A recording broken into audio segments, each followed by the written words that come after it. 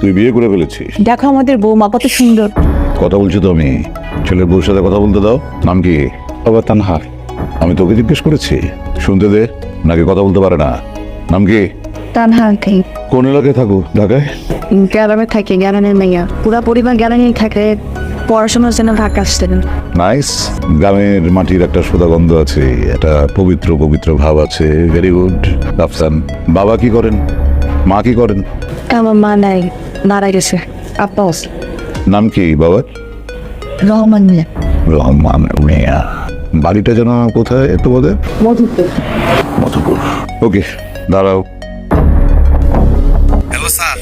এই তোদের ওখানে ওই কি নাম যেন বাবার? এই রহমান মিয়া নামে কাউকে চিনিস নাকি? স্যার তিনজন আছে, কার কথা বললেন? আর ওই যে ওই মধুপুর বাড়ি, একটা মেয়ে আছে, নাম নাম তানহা। তানহা। ও হ্যাঁ হ্যাঁ স্যার, তারা ভাই আছে 3-4 জন, মোটামুটি ভালো পরিবার। তারা স্যার মধ্যপুরে রাজনীতি করে, পলিটিক্যাল ফ্যামিলি। তার আন্ডারে কাজ করে? আমাকেই স্যার ওই আদিব ব্যাপারীর আন্ডারে। আচ্ছা ঠিক আছে, তুই রাখ। জি স্যার। তানহা, আমি না অনেকগুলো কুকুর পালি, জিএসডি ব্লাড লাইন। ওদেরকে আমার নিয়মিত পেডিগ্রি খাওয়াতে হয় অনেক পরিমাণে। বিদেশি কুকুর তো দেশি খাবার খাওয়ালে বদহজম হয়ে যায়। তো এই পেডিগ্রি কেনার পরে যে টাকাগুলো বাঁচে, সেই টাকা দিয়ে না আমি কিছু লোক পালি যারা আমার হয়ে কাজ করে। আর সেই লোকগুলো ওদের কাজের জন্য আবার কিছু লোক পালে। সেই দলে তোমার বাবা ওই যে রহমান মিয়াও কাজ করে।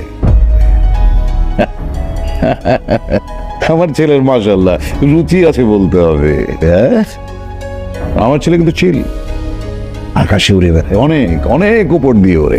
বাবা অনেক বেশি হয়েছে।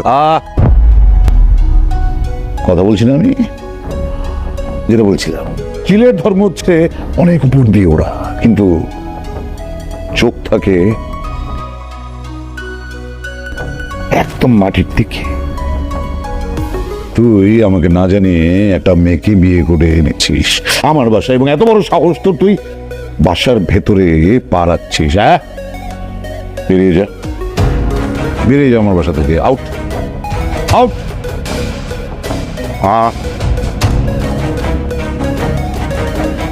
তোমার বাবা অবশ্য অনেক দূরদর্শী, তাই না? অনেক দূরদর্শী। মেয়েকে বিয়ে দিয়েছে একদম জায়গা মতো, একদম জায়গা মতো। অবশ্য তাকে সম্মান করা উচিত, আমিও সম্মান করি, কারণ